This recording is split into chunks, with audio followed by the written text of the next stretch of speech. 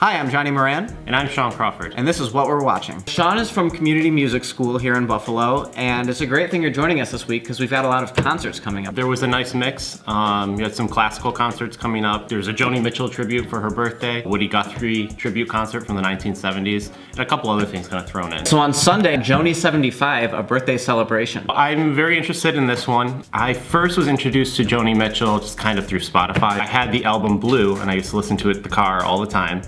And then as I was watching it, there's a number of great performers performing some of her biggest hits. You have Seal is on there, Chaka Khan, which kind of surprised me. I didn't know she was still singing. James Taylor's on there doing a couple covers. It was just great watching everything, and in the background they have photos of her when she was younger, a lot of the artwork that she's done. I remember when I first started listening to her, I was talking to my grandma about it, and she went through her stuff and she found the Joni Mitchell Cloud CD. And that was playing in my car for probably 2 months straight. It was just a kind of style of singing I wasn't familiar with, but I really grew on me, that kind of folksy sort of. Don't miss Joni 75, a birthday celebration, Sunday at 10. So then another great thing we have coming up is the Woody Guthrie All-Star Tribute Concert.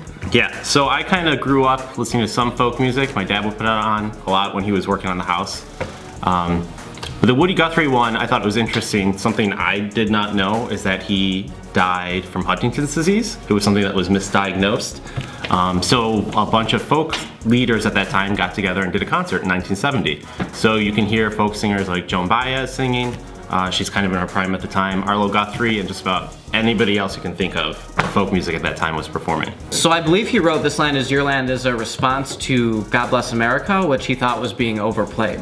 Yeah, I think there was that kind of movement amongst all the folk singers at that time, trying to find a new American identity that wasn't so, we're proud of, this political power America. It was more of, we're proud of ourselves as people and what we've accomplished and being together. The Woody Guthrie All-Star Tribute is Friday at 9:30. And you're also looking forward to Miss Fisher's Murder Mysteries. Yeah, so this isn't a musical related thing. I was actually, my mom used to watch Miss Fisher's Murder Mysteries, and I was home one day and I saw it, and I think I binge watched the entire show in a weekend. So this particular episode, if you're not familiar with Miss Fisher Murder Mysteries, it's based off an Australian novel. It follows the life of Phryne Fisher. She's kind of a British socialite and elite. And her family has moved to Australia, and so it's right during the prime of that kind of decline of the British aristocracy.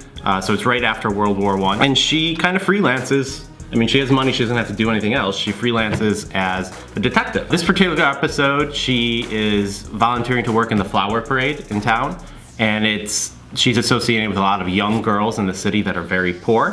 So she's teaching them how to act, but also how to care for themselves as opposed to just, falling in line and stuff. So it turns out one of the girls goes missing, so they find her dead, and the whole episode, I don't want to give away what happens, because there's always some sort of twist or turn that takes place. But if you haven't seen Miss Fisher's, this is a great place to start, because it follows her love affair with the inspector, but also shows how she's kind of a free woman, and also I like the play on kind of the British aristocracy and how she, even though she's part of it, she also cares about the people, and she will put all her time and energy into taking care of these poor girls. Oh, and I'll throw this in too, if my mom's watching. For Christmas this year, I actually bought her 2 of the novels, the Miss Fisher ones. Oh, cool. And I'm probably gonna steal them and read all of them on vacation this year. You can watch Miss Fisher's Murder Mysteries Thursday at 8.